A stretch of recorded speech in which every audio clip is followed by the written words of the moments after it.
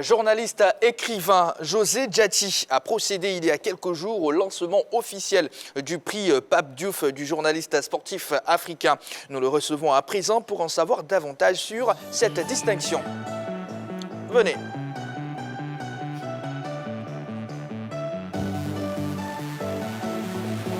Voilà. Monsieur Diaty, bonsoir. Bonsoir. Merci d'être avec nous. Merci à vous aussi. Alors, déjà félicitations pour l'initiative. Comment l'idée a germé du coup? Oh, l'idée a germé à partir du moment où monsieur Diouf nous a quittés. Hein, et compte tenu des rapports que j'avais avec lui, bon, l'idée est venue de lui rendre hommage et de pérenniser un peu sa mémoire. C'est de là que l'idée est partie. D'accord.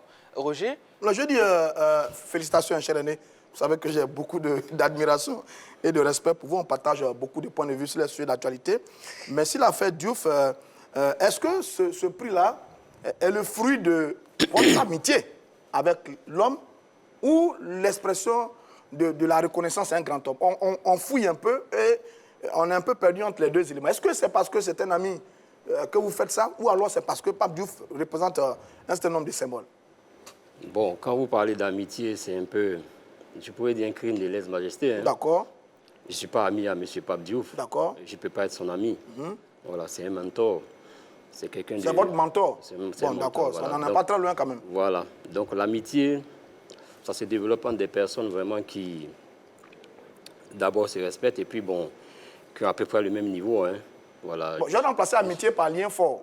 Bon, lien fort, mais je préfère la seconde... La reconnaissance. La seconde, c'est la reconnaissance. La reconnaissance. C'est beaucoup plus la reconnaissance. Voilà, parce qu'il m'a donné aussi des choses que je n'ai pas pu, en temps opportun, vraiment exploiter jusqu'à ce qu'il nous quitte. Voilà. Des exemples? C'est par reconnaissance. Des exemples?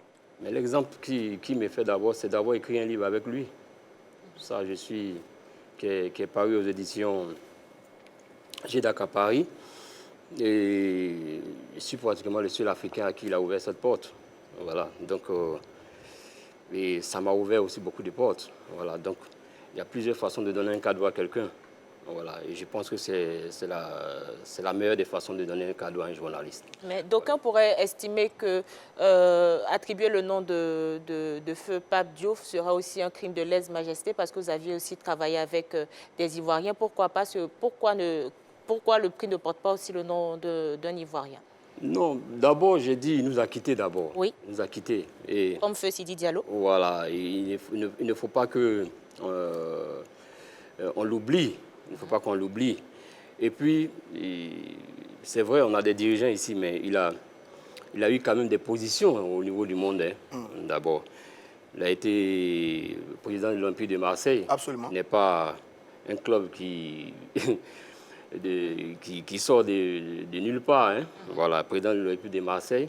Agent des joueurs avant. Agent des joueurs, d'abord journaliste. Journaliste, agent des joueurs, président de l'OM. Sa qualité de journaliste même d'abord, la qualité première pour laquelle même le prix doit être créé. D'abord, excellent journaliste. Mais premier journaliste pratiquement africain en France, à exercer en France. C'est ça. Voilà. Donc, c'est pour toutes ces raisons quand même qu'on a décidé de mettre ce prix-là sur... Mais ce prix, M. Diaty, représente quoi concrètement pour les journalistes africains? Bon, ce prix, vous savez, les prix des journalistes sont souvent basés sur la production. Sont souvent basés sur si vous êtes de la radio, on vous demande un élément audio. Si vous êtes de la télé, un élément visuel. Si vous êtes de la presse écrite, un élément écrit. Et c'est comme ça que les prix sont basés. Ici, nous avons décidé d'aller beaucoup plus sur la formation. Sur la formation. Et la formation des 17 lois de jeux de football et les annexes. Voilà. Et donc, c'est beaucoup plus un prix pour la formation des journalistes. Ce n'est pas un prix qu'on a créé pour dire Monsieur Stéphane, c'est le meilleur, c'est le top. Ça me ferait plaisir, ça. C'est le top des journalistes par rapport à un tel autre. Voilà, ce n'est pas l'objectif du prix. Ce n'est pas une concurrence qu'on met entre les journalistes. C'est plus de la formation. Bon, j'ai vu quelque part. Mais la formation, au bout de la formation, il faut bien qu'on récompense quelqu'un voilà, qui a été beaucoup plus assidu que, voilà, les autres. Donc, que les autres. Bon, voilà. alors, vous dites comme objectif mettre en avant les connaissances du journaliste de sport, tout en célébrant la mémoire de l'illustre Devancier et installer son patrimoine de la mémoire. C'est deux choses. Mettre en avant les connaissances des journalistes et installer le patrimoine de Diouf dans la mémoire. Expliquez-nous. Le patrimoine de Diouf dans la mémoire, c'est qu'on ne l'oublie pas, c'est qu'on ne l'oublie pas, c'est tout. Voilà. Grand homme que vous êtes, après, il faut des choses derrière quand vous disparaissez. Voilà. C'est le cas de tous les grands hommes. Voilà. Le prix Nobel, c'est un peu ça. Donc, il faut qu'il reste toujours dans la mémoire. Voilà. Donc, on a créé ce prix qui n'est pas qu'un prix ivoirien. On a l'ambition de le porter en tant que prix africain. Voilà, et de le porter même par la CAF. Voilà.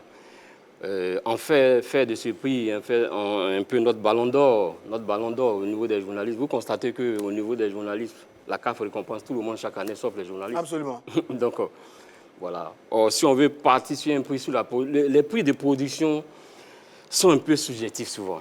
Voilà, de par les jurys.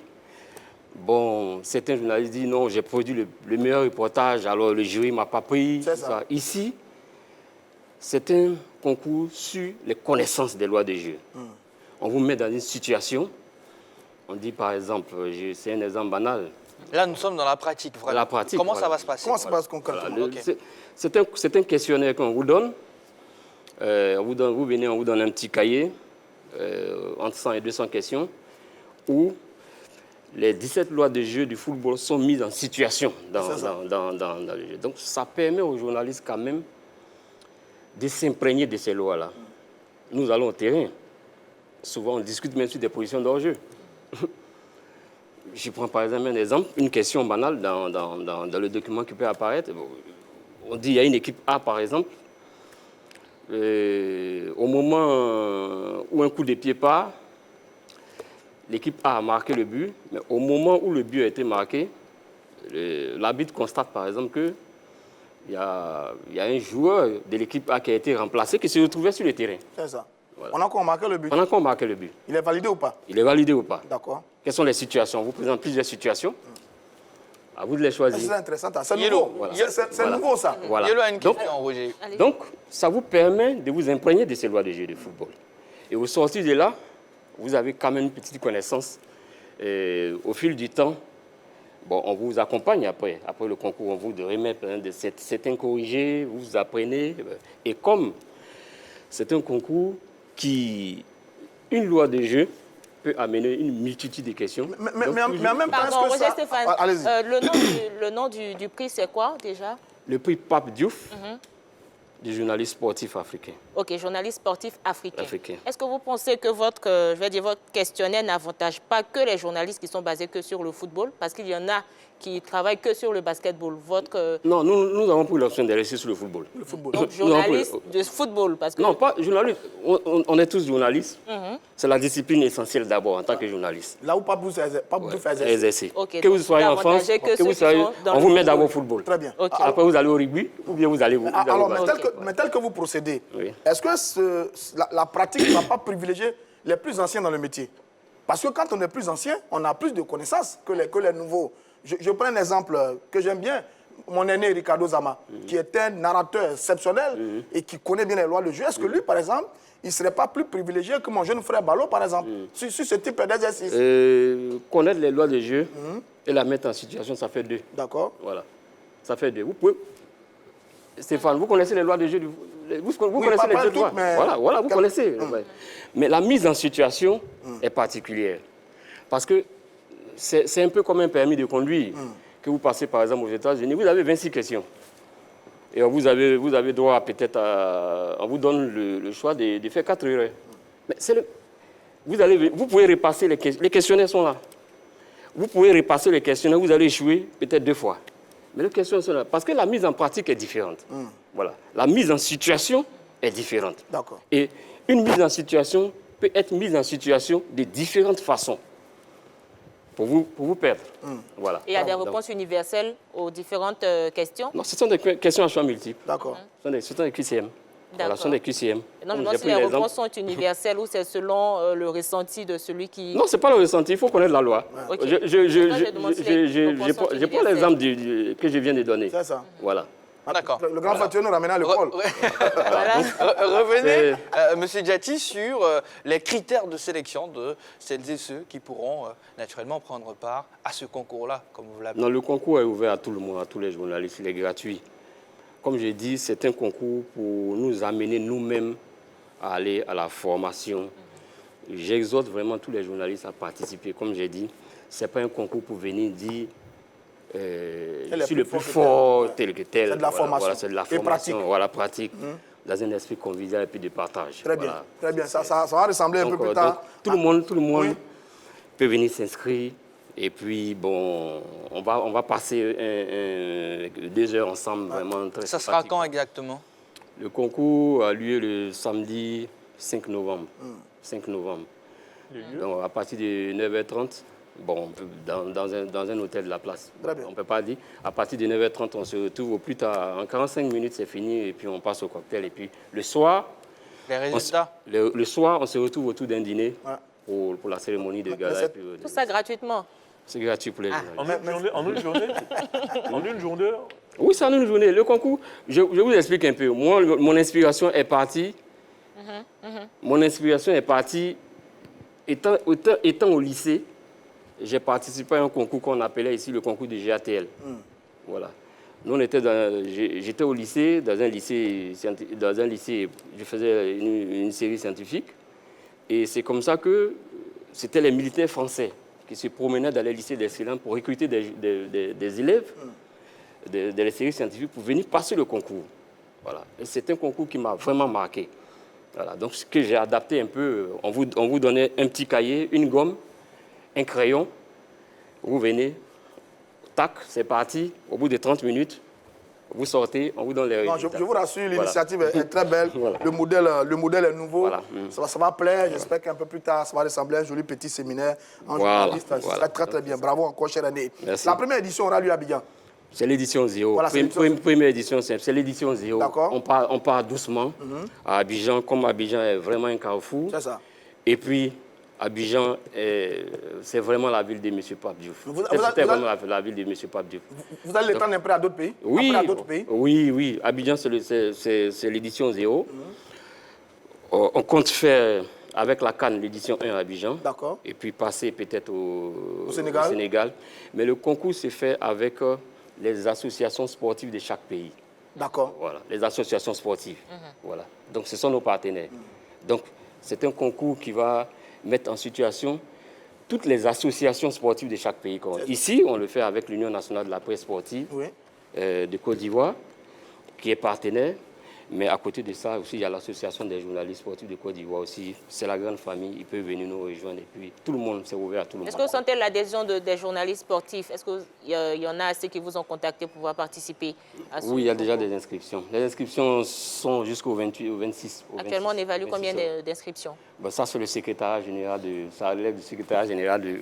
On gagne quoi? J'ai lu quelque part que le vainqueur empoche 500 000 francs CFA. Non, le vainqueur empoche 1 million de francs CFA. 1 million? 1 million de francs CFA. On veut commencer tout doucement. Ouais. Voilà, 1 million de francs CFA et du matériel S'il est de la radio, on l'accompagne avec du matériel personnel pour la radio. S'il est de la télé, on l'accompagne. S'il est de la presse écrite, on l'accompagne. C'est un concours qu'on voulait faire pour uniquement dire celui-là le meilleur, c'est tout. Et les 2 autres, c'était des lots de consolation. Mais après, certaines personnes de bonne volonté nous ont approchés pour dire non. Ils ont reçu encore le prix. Donc le second à 500 000 francs. Ah, d'accord. Et le troisième à 250 000 francs. Ça, c'est toujours très bien. Maintenant, après, derrière, il y a quoi? Après, derrière, il y a quoi? Quand on a fini une telle épreuve, derrière, il y a quoi? Ça, c'est la petite surprise. Ça, c'est la petite surprise que, bon, nous, au niveau du comité d'organisation, on se réserve le droit de choses. Parce qu'effectivement, il peut y avoir une formation, il peut y avoir... On se réserve le droit. D'accord. Autre élément, qui est derrière vous? Parce que généralement, les prix, il y a toujours des parrains tapis dans l'ombre qui emmènent des gens et des visages connus, des plumes connues, etc., etc. Qui est derrière vous? Deuxièmement, avec quels moyens? Qui vous accompagne? Où est-ce que vous trouvez les moyens d'organiser tout ça? Location d'un hôtel, une journée, repas, récompense, 1,5 million, etc., etc. Qui finance tout ça, mon cher Diati? Bon, moi, On met à nu, là. Bon, je vous dis tous la vérité que je suis parti de moi-même d'abord, mais avec l'accord quand même des ex-collaborateurs de M. Diouf. Voilà, il faut avoir l'accord parce que c'est un nom vraiment lourd que vous allez transporter, mais il faut avoir l'accord. Donc j'ai eu l'accord et ensuite tout est parti doucement. Après, j'ai sollicité M. Tierno Seydi. Oui, l'agent des joueurs. L'agent, bon, il est passé à un top niveau aujourd'hui. Hein. Il dirige une structure où il a lui-même des agents sous sa coupe. C'est ça. Voilà, un peu comme son patron Pape Diouf le faisait, qui avait Mondial Sport. C'est un élément qui sort de l'écurie de M. Pape Diouf avec Étienne Mendy. C'est ça. Voilà, c'est quand M. Diouf a pris la tête de Marseille, qu'il a scindé son effectif en deux. C'est comme ça que Didier s'est retrouvé avec... Didier Drogba s'est retrouvé avec M. Thierno. Et Étienne Mendy a pris une partie, les Nasri, bon, et autres. Il y a également M. Diabaté Abdoulaye. Oui, M. Diabaté Abdoulaye, membre du comité exécutif de la FIF. La FIF, oui. Et également président de l'Amphiara. L'Amphiara, oui. C'est un ami à M. Diouf. Voilà, bon, ami, je veux dire, il connaît bien M. Diouf. Voilà, et il a décidé aussi de nous accompagner pour rendre aussi un peu à sa façon tout ce que M. Diouf, il doit à M. Diouf. Voilà. C'est un peu ça. Et je le remercie beaucoup parce qu'il nous accompagne vraiment dans M. Stéphane, si j'ai un peu répondu à votre... Oui, ça va. Maintenant, le nom du prix, c'est Pape Diouf, journaliste sportif africain. Oui, c'est ça. Le prix Pape Diouf, du journaliste sportif africain. Très bien. D'accord. En tout cas, doyen, cher aîné, nous avons la chance de vous avoir sur ce plateau. On va profiter tout simplement. Merci. Voilà. Merci. Nous sommes ensemble jusqu'à 22h. Merci. Retour sur la Ligue 1 ivoirienne, juste après la pub.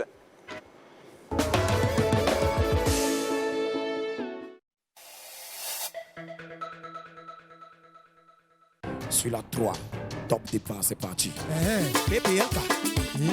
C'est sur la 3. Nouvelle saison, nouvelle équipe, même esprit, même ligne éditoriale, même ADN. Bienvenue chez nous. Le numéro 1 de la polémique s'installe maintenant sur vos écrans. Découvrez. Anaconda. Enfin, j'attendais ça. À une fois, ça va. Toute l'équipe est en place et très en forme, vous le voyez. On démarre avec le sommaire. Venez voir la famille, venez voir. Vous remuez, les gens aiment. Mais en dehors des danses, là, votre forme, là, vous sert à quoi dans la vie? À faire le sport, tu te calmes un peu. Parce que moi, quand tu fais bien, je le dis bien. Bon, je ne suis pas vraiment d'accord. Si tu veux, faut croire. Parce que je vis de ma musique. Moi, cette chanson-là, par exemple, quand on était en studio avec David Terreau, dès qu'on commence cette chanson-là, il a créé quelque chose et ça marche. Non, il a son feeling. Donc je pense que c'est un mixage. Le Bongbalada, c'est un mélange de tout. C'est le Bongbalada, c'est un Bongwe. Si, Borogodo, Yego. Sans transition, on passe à la rubrique suivante, face à Anaconda. Comment tu arrives à gérer les esprits qui planent sur toi, esprit de Arafat, ton féticheur, à cet âge-là? Comment tu fais pour gérer ça? Et de beaux organes quand on fait des Saint-Verteurs. Qui peut lui donner de l'argent? Toi, tu n'as pas beaucoup, il ne peut pas te sucer. Tu connais mon compte en banque? On ne parle de sultan, quelqu'un qui s'appelle sultan. On ne choisit pas les noms par hasard. Est-ce que toi, ton public peut remplir une salle de classe? Est-ce que moi, mon public peut remplir une salle de classe? Après, il t'envoie des vidéos sur WhatsApp, tu vas voir ce qui se passe quand il sort un peu. Comme tu as porté Julien avec beaucoup de boutons, tu as mis tous les boutons. Ça aussi, c'est faute de goût. Faut pas tu vas faire, il y a le truc à la télévision, c'est pas bien à dire. Mais tu vas pas m'avoir dans ton jeu. Je ne cherche pas ta voix. Moi, je veux que tu brilles. Seigneur! Ça te fait mal. S'il te plaît, on va se calmer. C'est sur la porte. Bipolémique. À voir du lundi au vendredi à 13h30. Merci très chers téléspectateurs et fidèles de Bipolémique. Numéro 1 sur la polémique. Rendez-vous demain, même heure, même canal. C'est la 3. C'est sur la porte. C'est sur la porte.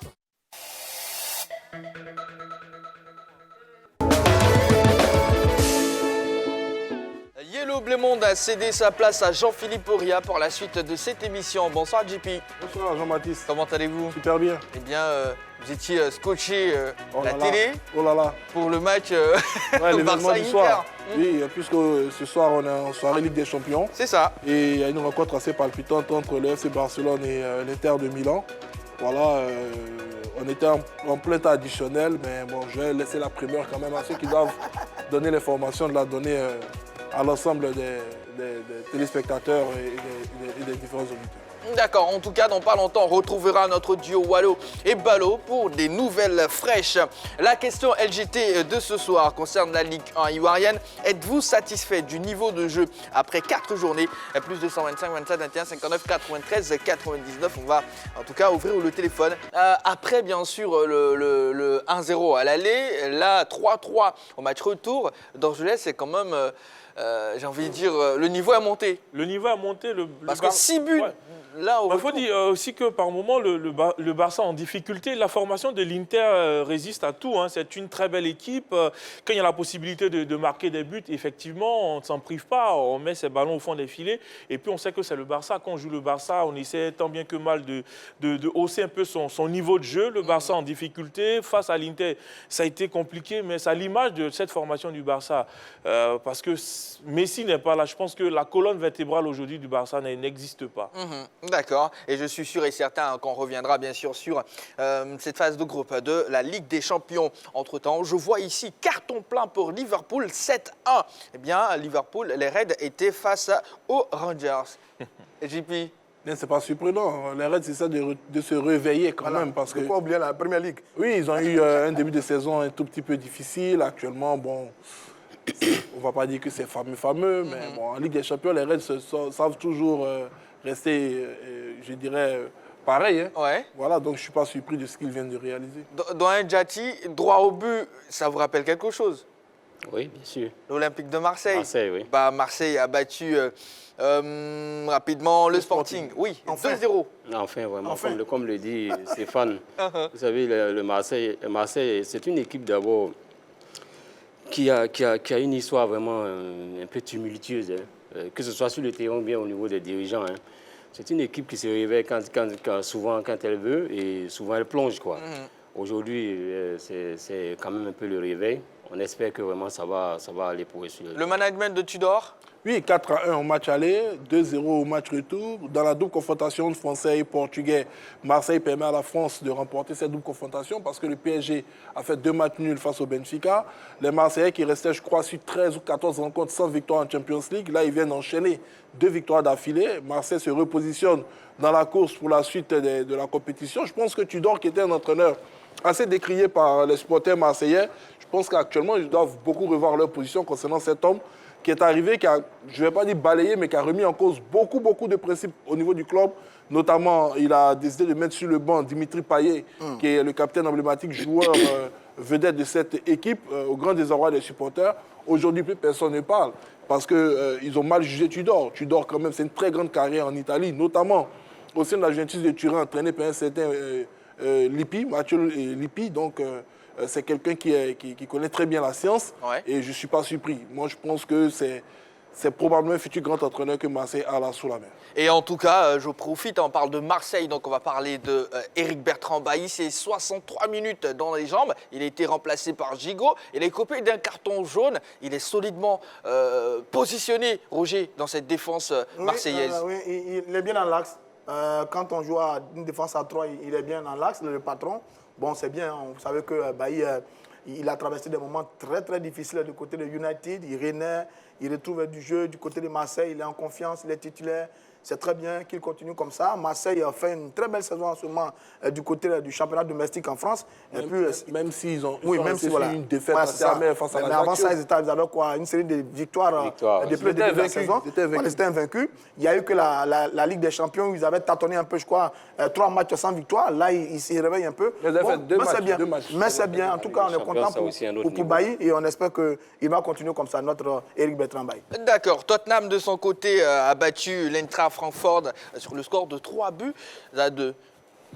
Tottenham, c'est une équipe qui, je ne dirais pas qui est en train de se chercher, mais vous avez un joueur comme Harry Kane qui avait les envies de départ, finalement qui est resté. Son, ça monte en puissance. Aujourd'hui, on a du mal à par moment, quand vous regardez, à retrouver cette équipe de Tottenham qui crachait du feu avec Harry Kane, est-ce qu'il a réussi à digérer son envie de départ? Pour l'instant, c'est une équipe qui se cherche, mais il y a des joueurs comme Son qui sont là, qui font le job, et ça permet à Antonio Conte quand même de pouvoir remettre tout ça en place, mais on veut voir quand même la titularisation de Bissouma au cœur même de cette formation-là, pour voir comment est-ce qu'il peut apporter un plus, parce que de Brighton, patron au milieu de terrain, il est arrivé à Tottenham, même si on a trouvé des garçons qui sont magnifiques, pourquoi pas lui donner sa chance de monter en puissance. En tout cas, gros zoom également sur la Ligue des Champions, comme je l'ai dit. Pour l'instant, on va parler du niveau de la Ligue 1 après 4 journées disputées. Donc c'est vraiment au centre de notre actu. On part pour le jingle suivi de la vidéo.